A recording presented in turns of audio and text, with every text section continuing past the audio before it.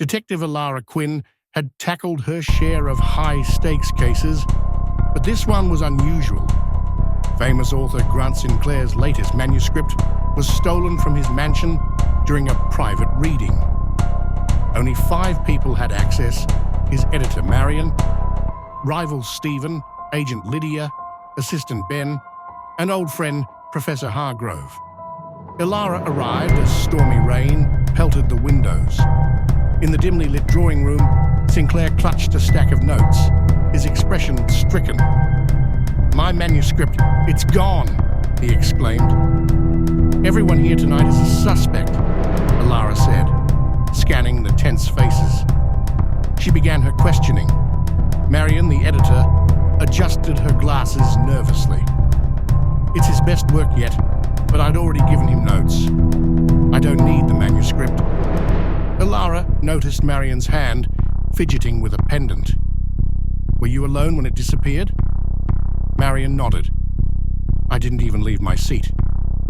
Next up was Stephen, Sinclair's rival, smirking as he leaned against the wall. "Jealous of Grant?" "Hardly," he sneered. "He invited me to flaunt his genius, I assume.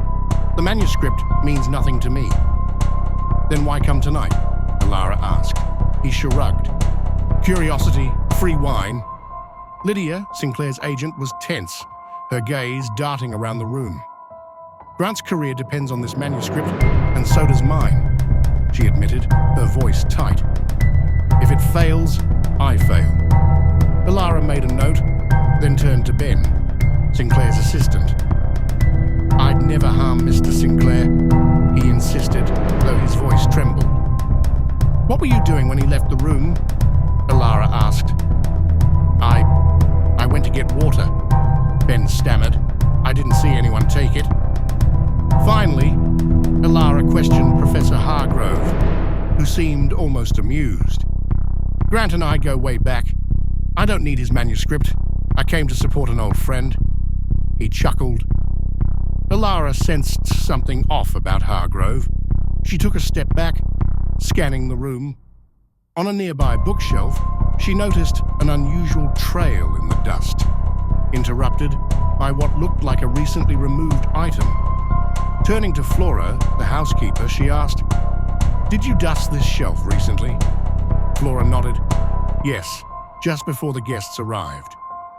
Elara approached the dust trail. A faint indentation remained, hinting the manuscript had been placed there temporarily. "Mr. Sinclair, did anyone touch the manuscript before you left the room?" she asked. "No, it was right there on the small table," he replied. Elara looked at the group.